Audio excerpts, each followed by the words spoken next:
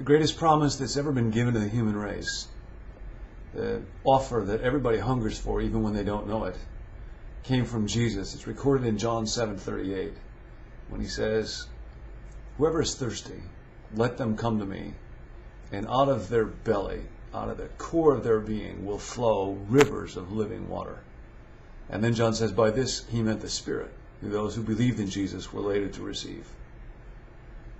What I want more than I want anything else, more than I want achievement or success or money or security, is I want to be alive. I want to be fully alive. I want to grow towards the person that God made me to be.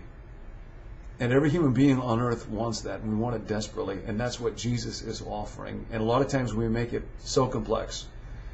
But what I would want people in church leadership and in churches and beyond the church to know is it's not rocket science. It's available all the time, and it's available through the Spirit of God, and the Spirit of God is here closer than we can imagine, 24 hours a day, 7 days a week. And Jesus says, if you come to me, then you can actually live in the flow of the Spirit. I think part of what happens in human life is, for a lot of us who come to understand the gospel, we know there's this gap between us and God. It's caused by sin. I can't save myself by my own efforts. And only God can save me through His grace. Only grace can bridge that gap between me and God. But even after that, I'm left with this gap. The gap now is between me as I am right now and the me that God wants me to be, me 2.0. And the problem a lot of us have is we think we have to bridge that gap by our efforts, by trying harder, getting up earlier, reading the Bible more, doing religious calisthenics. And Jesus says, if you're thirsty, if you're dissatisfied, if you complain, if you're not thrilled with your life, you come to me. And there is available now to you rivers of living water. You can live in the flow of the Spirit. And the idea is every moment, if I am willing to, that I live in surrender, in submission to the Spirit, I can experience that life inside me. And it's about this simple. Some time ago, my wife and I were having dinner with two other couples who were real good friends, and I was talking about something in my life, and my wife squeezed my hand. Nobody else could see this, only I knew, and it was not even a prearranged signal. It was just her way of saying to me, I think you're talking too much about yourself, so stop it. No, I didn't agree with this. I didn't like it. I thought what I was saying was really interesting.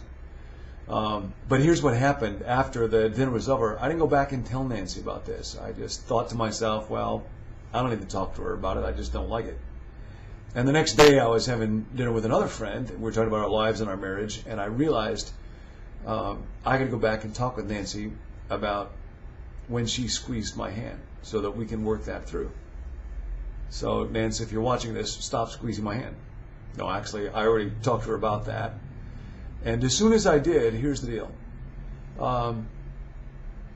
When I was refusing to have an honest conversation with somebody I love that loves me, it's like I was cutting myself off just a little bit from the flow of the Spirit.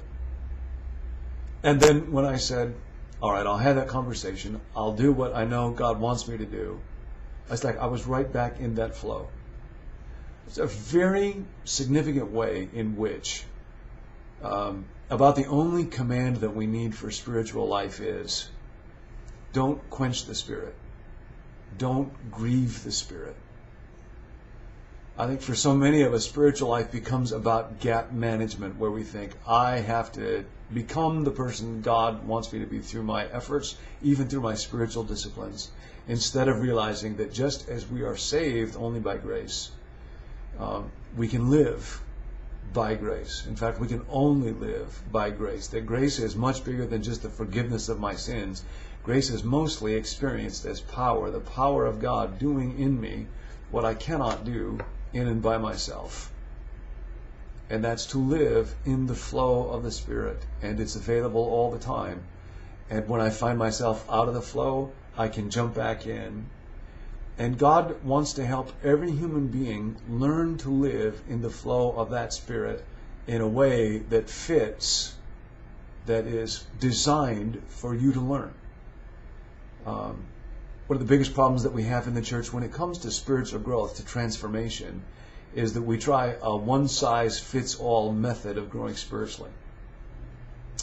I have a friend who does not like to journal and would get enormously frustrated in a church where people would talk a lot about journaling. And one of the great moments in this person's life was the day that they realized Jesus never actually kept a journal. And it's been quite interesting. Sometimes now when I speak about spiritual life, I'll ask people, who here does not like to journal? And the hands that go up are just staggering. And it's not just they go up, they fly up into the air. Now, if journaling helps you grow spiritually, then by all means do it. But if it doesn't, Jesus himself didn't journal. So far as we know, Moses and Paul, there weren't lots of pens and paper around back in those days. People actually loved God and sought to follow him without journaling.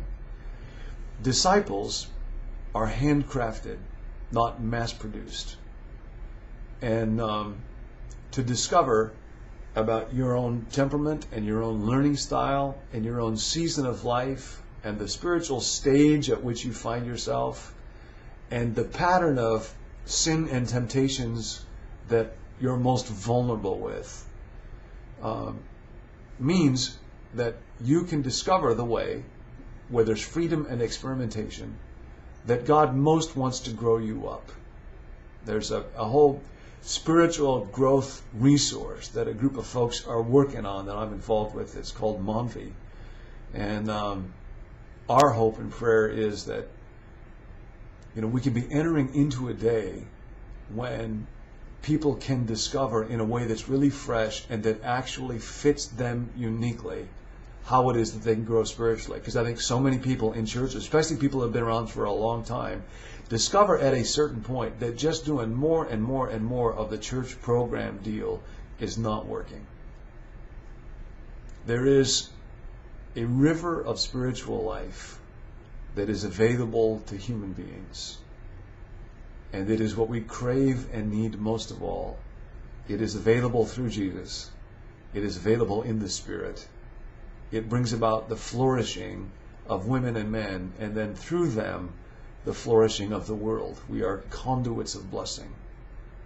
And it can flow out of your belly.